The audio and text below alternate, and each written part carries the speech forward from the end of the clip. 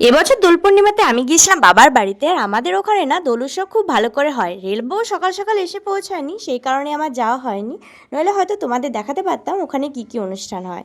আর রেলবাবু আসার পর আমরা সবাই মিলে অনেক রং খেলেছি, অনেক মজা করেছি। সাথে গোলুও দোল উৎসব পালন করেছে। ও রং মাখালে ভয় পাবে, সেই কারণে ওকে আমরা মাখিয়েছিলাম ফুল।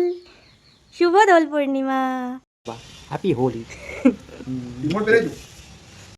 না আরে ভিডিও করে দেখছি রং কই রং নাই গেছিলে? বাপ্পা দাগ লাগিয়েছি পুরো, বাপ্পা দাগে তাপস দাগে লাগিয়েছি না। হ্যাঁ বাপ্পাকে পুরো ঘুম।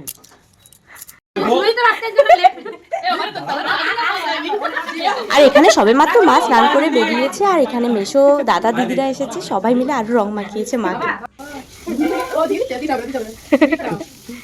খাও খাও বল হ্যাপি হোলি। হ্যাপি হোলি।